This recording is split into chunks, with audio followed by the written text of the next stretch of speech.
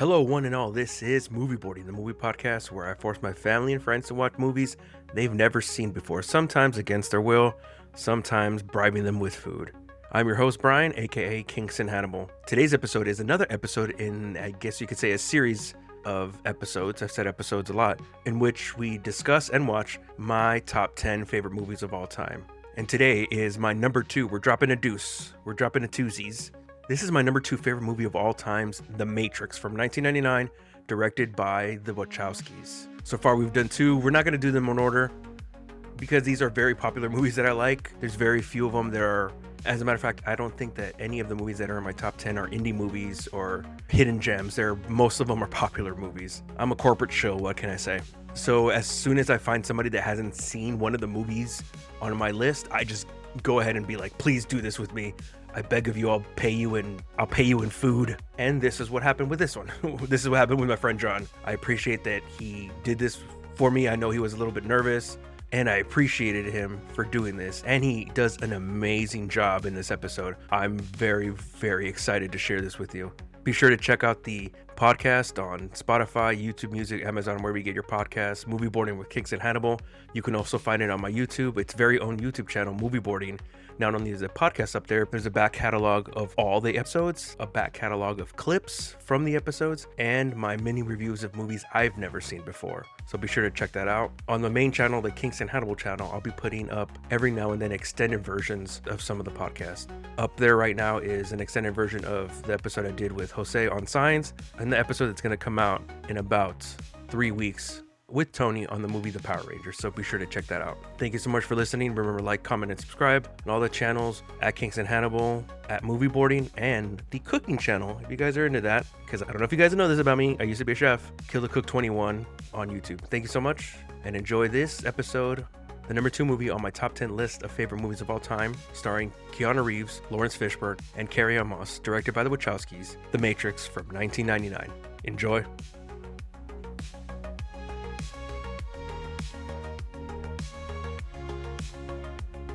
Regular one. I'm gonna keep an eye on that. Remind me every once in a while to look at it. And then I got the backup recorder. Do not. Dang it! I did that. Whatever. Okay. So, hello. Hello. Thank you for doing this. I know you. It's kind of a weird thing for somebody just to want to do, but I find it fun. I think you'll have a good time doing it. So we already talked about this, and the movie that we're gonna be doing today is The Matrix. Now. One of the reasons we're doing this is because I found with you, with Clarissa, even with Dariel, and a lot of people in the congregation, especially younger ones, that there's very, very popular movies that they have not seen yet. Yeah. So, like, you haven't really seen. You said you kind of saw The Matrix. Yeah. And then you said right now before I interrupted you, you were saying that.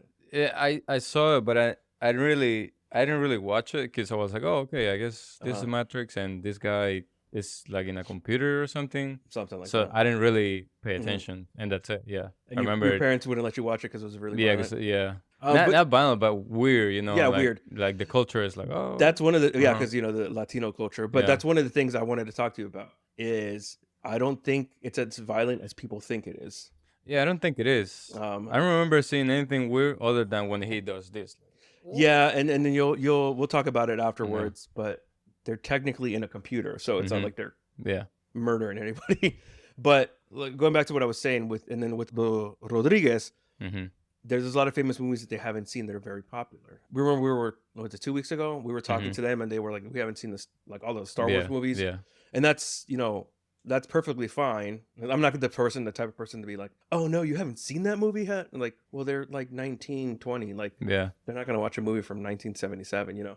So the reason I want to do this movie is one for that reason, to show these popular movies, because I usually do kind of like weird movies or movies that are not popular. I don't want to say like independent movies because some of them aren't, some of them are not. But I think I'm going to start doing like maybe 8 or 10 episodes of this of my favorite movies of all time. Sounds good. So this one is my second favorite movie of all time. The first one being the second Star Wars that came out, which is technically the fourth one. And that's why I wanted to do this one. I've only got up to 8 movies that I'm like, okay, these are the definitive movies that I love.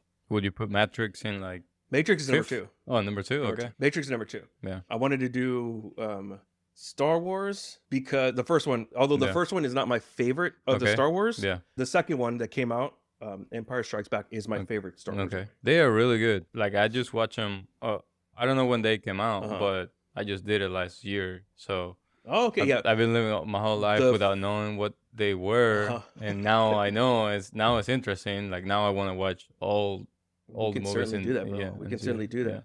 And the reason this one is on my list, it came out in 1999. I was very impressionable. I was a 13-year-old kid. But this was one of the movies that kind of defined my love for cinema. Okay. In the sense of it changed my perspective on what films could be. And more than anything, the way that like movies kind of made me feel. Another one for me like that, and I've talked about it a lot, is Forrest Gump. Okay. I don't know if you've seen that movie. I've seen that one. Okay. I want to do that one, but that's really long. I'm not going to subject somebody to like 2.5 hours to doing that movie. But I remember watching this movie and being in complete awe of what I was watching. I didn't want it to end. And this, like I said, this movie shaped my love for cinema. And the thing about cool thing about this is, like we said, Star Wars. There was Star Wars. Big fan of Star Wars before then. I loved Marvel, the comic books, the TV shows, and then I would say when I was a kid, I was more into DC, like Batman, Superman, and then the Ninja Turtles. Those are all like established worlds. They had like this world building, they had lore and all these different things. Matrix was brand new. Like it took ideas from other things, but it was a brand new thing. So I was like, okay, like I can start fresh and like kind of expand me watching this new world unfold. So with that in mind, we've talked about this before. What were some of the movies that you had access to in El Salvador? Now you weren't in the main city, right? When you were No, I wasn't. ¿Dónde naciste? I was born in San Salvador. Oh, okay. The capital, but I wasn't living there. I was living like in a little town, very very small town. And then when you go visit your family, is that where you still go? Yeah. Oh, yeah. Okay. Yeah. So did you have access to movies like? Not really. I'll say if you wanted to watch a movie, you had to have money to go to the cinema, which was really really far. Okay.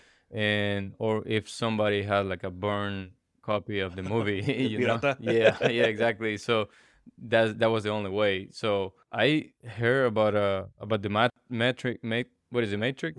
Yeah. So I heard about it when I was like, I don't know, 2005 maybe 2010. Okay. Yeah, like I don't know, almost like 16, 17. Yeah, 10 years after it came out. So yeah, it came out in 98. So like I think by that point they had already released the 3 movies. I don't think so. Yeah. Because the first one came out in 99. I don't know what the second ones came out, but they came out, the second and third one came out in 6 months apart. Yeah. So the only way for me to watch it was if somebody had a copy of it, and I would have a DVD player and watch the movie. But since they wouldn't let me, because it was kind of like a weird, the Matrix, they showed this like brujeria or something. Yeah, stuff like that. So it was like something they would let me watch, but they wouldn't know because they wouldn't watch it either, so they wouldn't know what it was about. Yeah. So that's kind of what happened. That sounds like a lot of Latino. So I will say, there is a bunch of people, but from my generation that they probably haven't watched it because same thing. Yeah.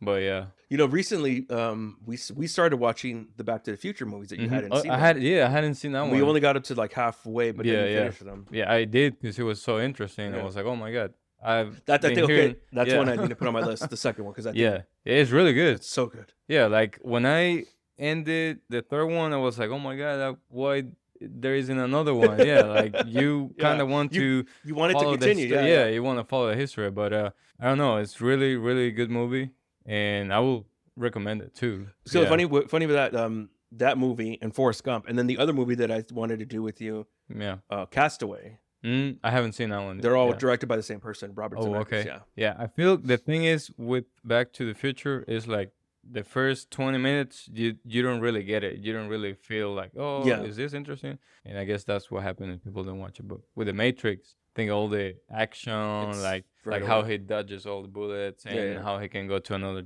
dimension, I think, or something like that. I won't spoil it for you. Yeah. But yeah, that makes it really interesting. And I get the hype. I just want to say I get the hype. You get it. Okay.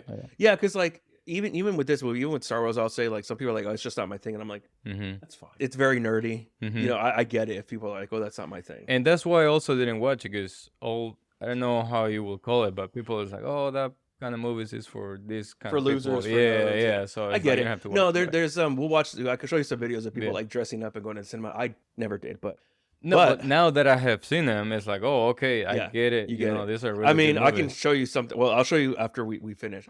After we come back, I'll show you something that's kind of nerdy that I have on my phone about The Matrix specifically. But this movie was directed by siblings, Lana and Lilly Wachowski, the Wachowskis. Mm-hmm. They did another movie that was really good. The only one that I would say it's really good is V for Vendetta, although I don't know if they direct that. I haven't watched that. But it stars Keanu Reeves as Neo, the main guy. Mm-hmm. I'm sure you know Keanu Reeves. Yeah. Very famous. Laurence Fishburne as Morpheus, Carrie-Anne Moss as Trinity, and Hugo Weaving as Agent Smith.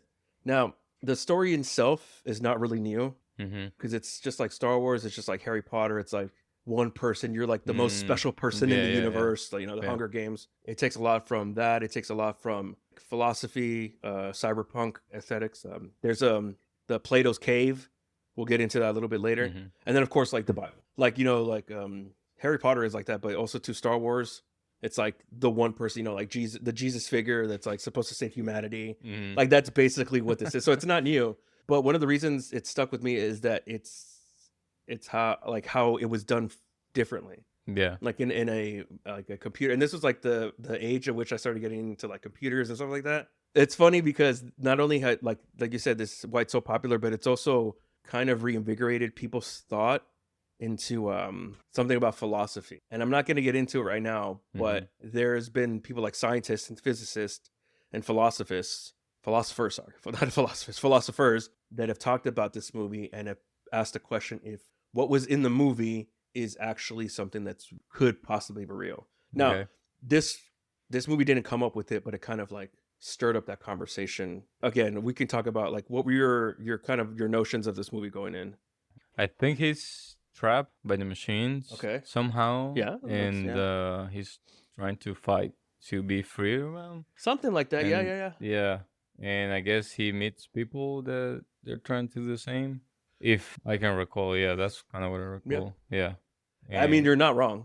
Oh, okay. You're not wrong. And like I said, the machines like, but it's funny because like, minus even the machines. Yeah. It sounds like Star Wars. It sounds like you're telling me Star Wars. Like, there's this one guy, he's trying to get away from a machine, like Darth Vader. He's trying to get from But I really enjoyed this movie. And then the second and third one, we watched a midnight showing. Mm-hmm. Now, they don't do that anymore. But back in the day, they would have the midnight showing. So the movie would come out on a Friday, and they would open the cinemas at like 12 in the morning. Okay. And then you would go and watch the movie. Huh. And you couldn't really buy tickets ahead of time. Mm-hmm. You would have to wait in line. Oh, okay. So, or you might have bought tickets ahead of line, but they don't do that anymore. Like you can watch it the day before. Yeah. But I remember it was a Friday Friday, and then the next morning I had to go to school. Oh, so like we did it. My parents were cool. Yeah. Like my parents were cool with that. They actually went with us. Oh, okay. And they were like, "If we'll take you as long as you wake up." So we did. Okay. And it was amazing. It was awesome. Yeah, and I don't think I dressed up. I think I might have had the glasses at some point. You'll see right now. So yeah, that was one of my memories, and I think my friends with me. Do you have it as a kid? Do you have a memory of like watching any particular movie that like sticks out in your memory, or even now? I'd say movies that I didn't get to watch. Maybe like Anaconda or Jurassic Park. I haven't. Yeah, Jurassic Park was one of them. Yeah, for me. that was good. I've watched that one. So they didn't let you watch those? Matrix. Yeah, no. You had to watch them as a adult. Yeah, and The Matrix, Star Wars, of course. Battlestar? No. Battlestar Galactica? Yeah. That's a show, yeah. Okay, yeah, that's a show? Okay. Stargate? Stargate's one of them. Yeah. That was a good one. Yeah, I watched one movie, I think. I think there's only one movie. Oh, okay, yeah. I mean, there might be like other ones that are like straight to DVD or like straight to streaming. Okay, yeah. But yeah. But those are the ones that I thought they were interesting, but I didn't. Were you more into sci-fi? Yeah, pretty much I am. Okay. Yeah, I am. Yeah. Because now I watch all the DC movies and, Marvel. This summer, there's a lot of them that are going to come out. Mm-hmm. Oh, what's another one that I would recommend you watching is the Dune movies. I have. They're really good too. It's so long though. Yeah. And there's another one coming out in December. Really? Yeah. Okay. Yeah, nice. So and then a new Avengers movie coming out on the same day. So I'm going to go watch. Both? Go watch both of them at the same time. Yeah, let's do it. And they're probably all both going to be like 3 hours long, but... Mm-hmm. Alrighty, dude. If there's nothing else, we got to get some fish tacos in us, and then we're gonna watch the movie. Yeah, let's do it.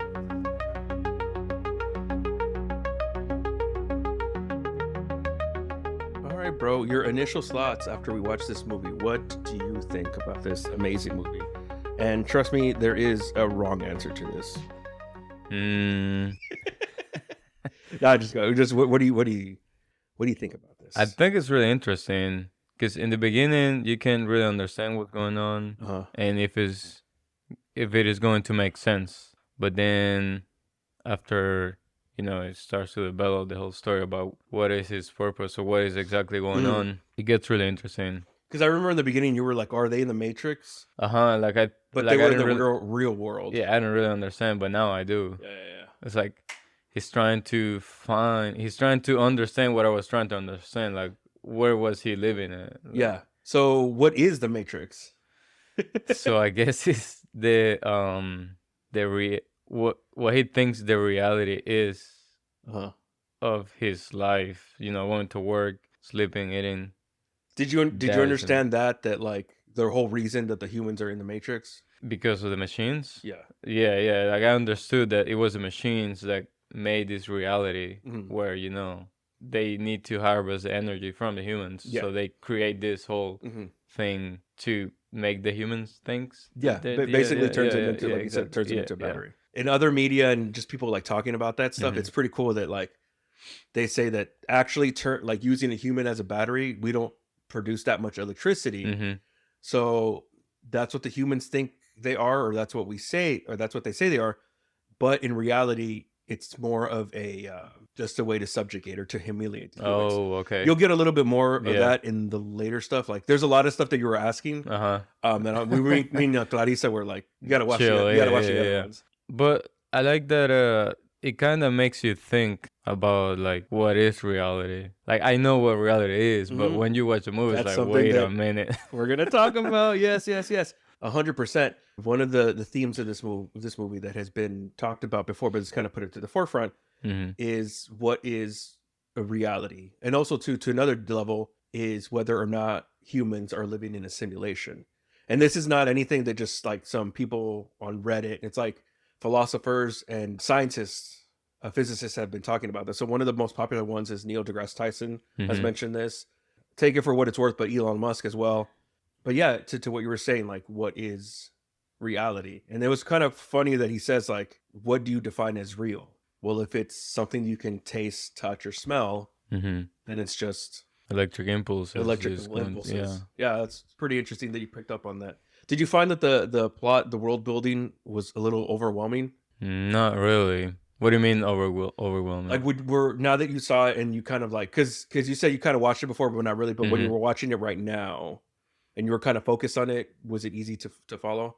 I think it is easier to follow. Yeah, I feel like I picked up on different details, like how he gets the knowledge to do martial arts and all that kind of stuff. Oh, that's so cool, dude. Yeah, like I wish I could. If you could like just on your mouse, or your keyboard, what would you learn? I feel like I will do the martial arts, or maybe learn another language. Learn like for me would be learn another language. Yeah.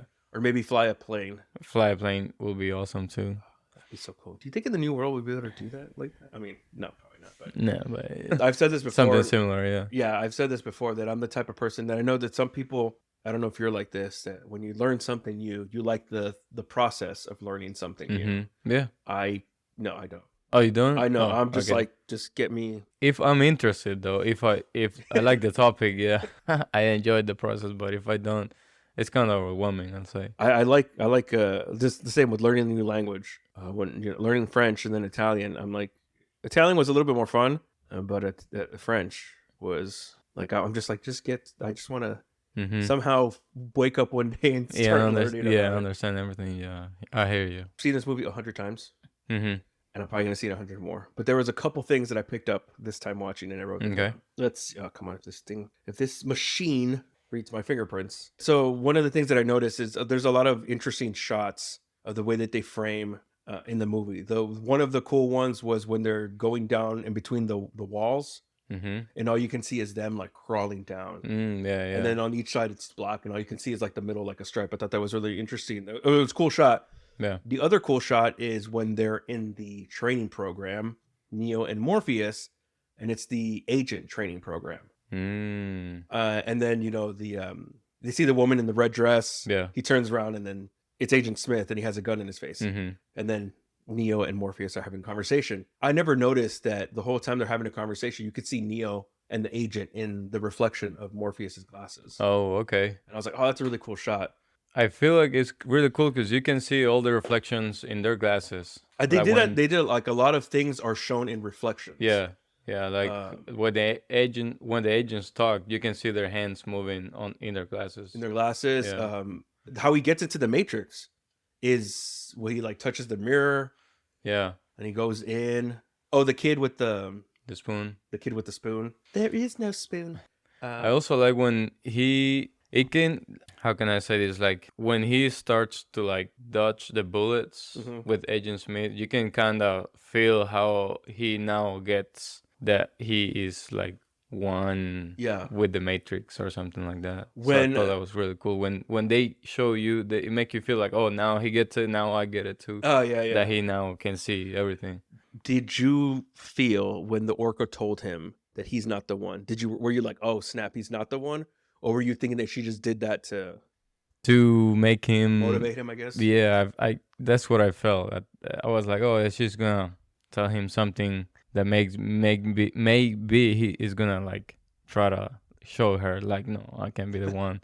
But I think he wasn't trying to. He just kind of knew that he had to do it when you know Morpheus was going to get hijacked his mind or something. Yeah, because I after he sees the Oracle, Morpheus says to him, "What she told you is only for you." Mm-hmm. So I feel like that was her way of kind of motivating him to maybe question. And it's weird because he even says after the Oracle tells him after the Oracle tells him that he's not the one, he's like, "Wow, I actually was starting to believe that I was the one." And she's like, "No, not you." The other thing I noticed is, and I'm not going to do any research on this because whatever, but that the Oracle, when he first sees her, she's waiting like right by the oven for the cookies. And I always thought that it was just like her trying to see like, oh, when they're done. But I kind of got the notion this time that it was more of like she's the Oracle, she knows. And they say it's like she can't predict everything that's going to happen, but probability. Mm-hmm. It was more of the sense of like, oh, she knows when this is going to be done, so she's just waiting to get him. I got you. Yeah. I don't know. I noticed that this time. I wonder about the kids in her house. Like, why did they have all those other kids there? Yeah, are they? And they're all kids. Yeah. Like none of them were adults. Why do they have powers too? Like they don't seem to have been connected to the machines, and maybe in get some programs. Yeah. That's the thing they don't really expand on. And like I said, they're all kids and they're all doing like stuff.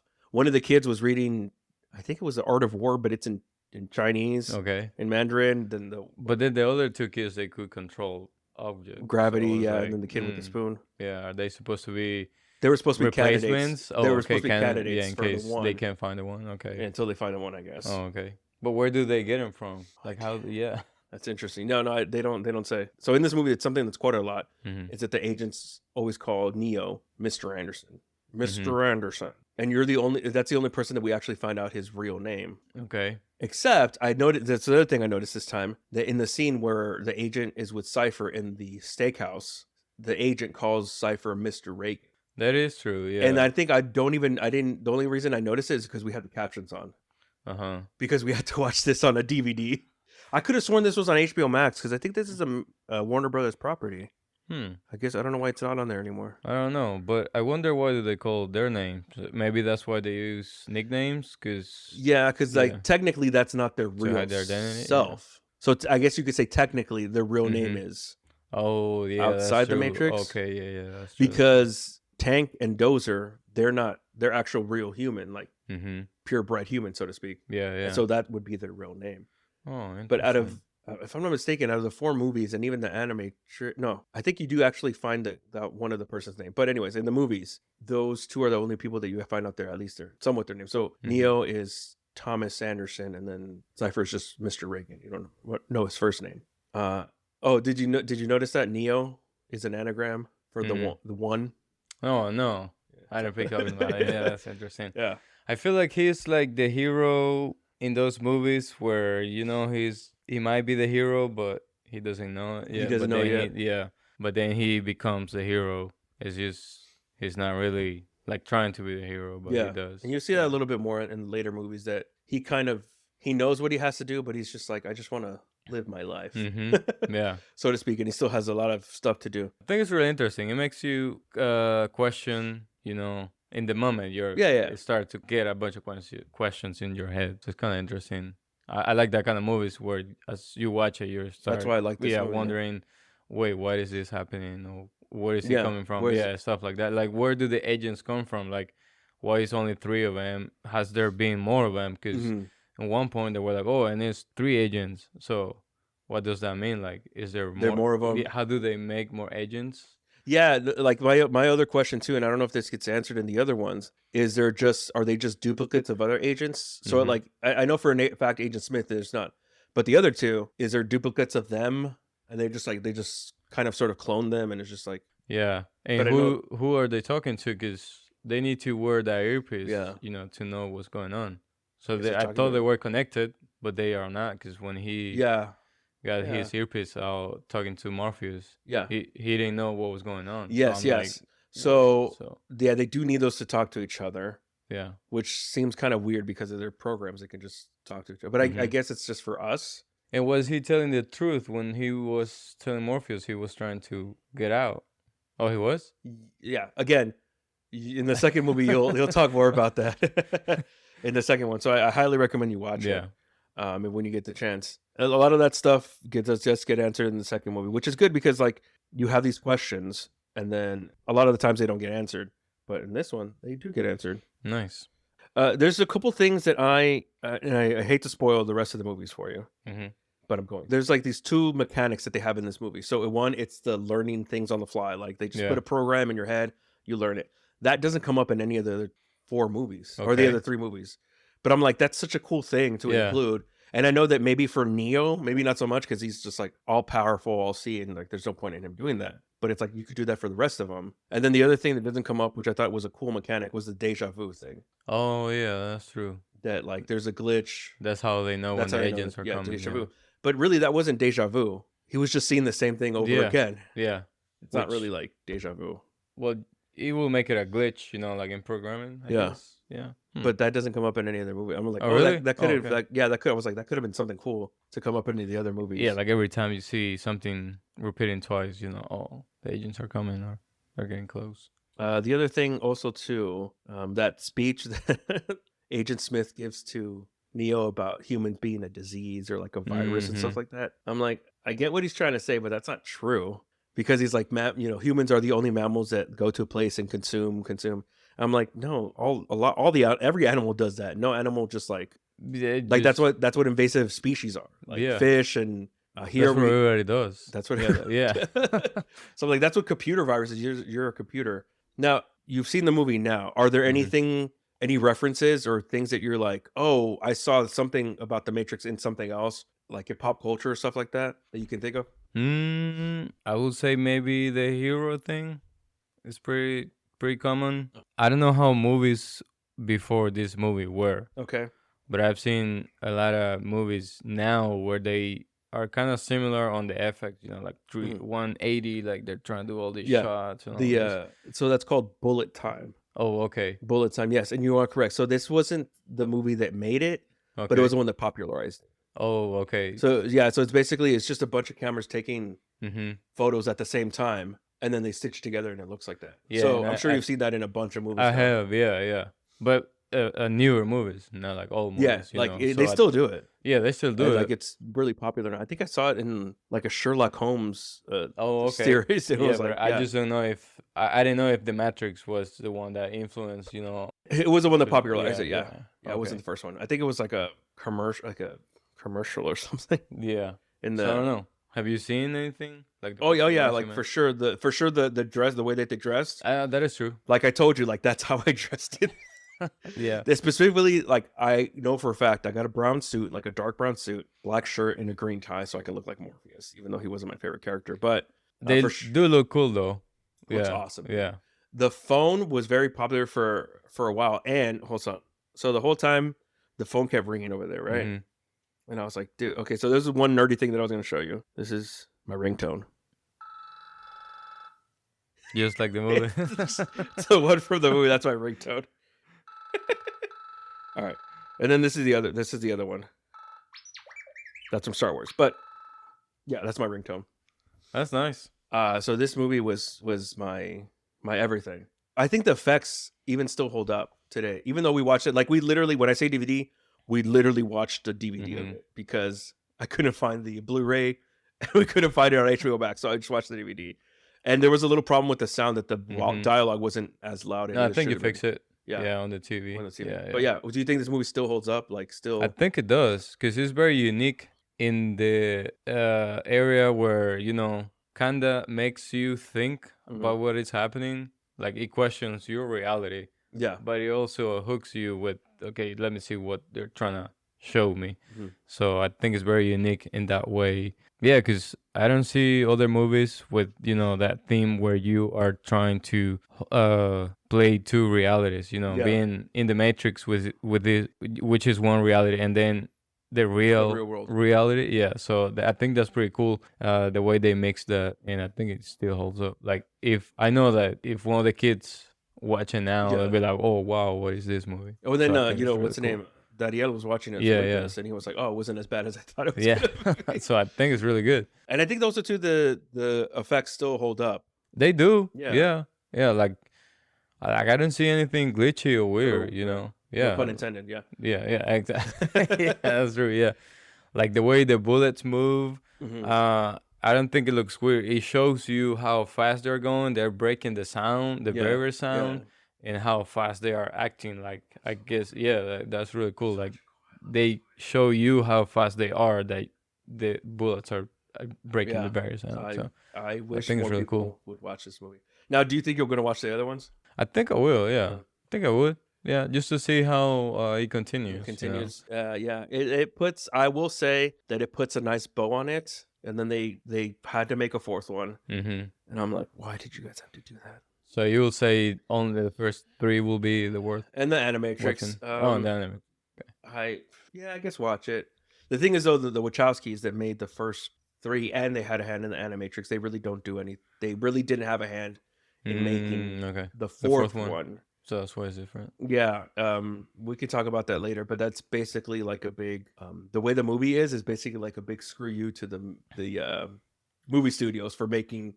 And as a matter of fact, I think only one of the Wachowskis was involved in it. I think. Okay. I don't know if it was Lilly or Lana. Yeah, that happens. I mean, when that kind of things. Because it was one of those things where, if I remember correctly, in the articles that came out, it was like either you guys are going to help us do it, or we're gonna do it with or without you, basically. I see. So they were just. And that's why that happens. I guess, yeah.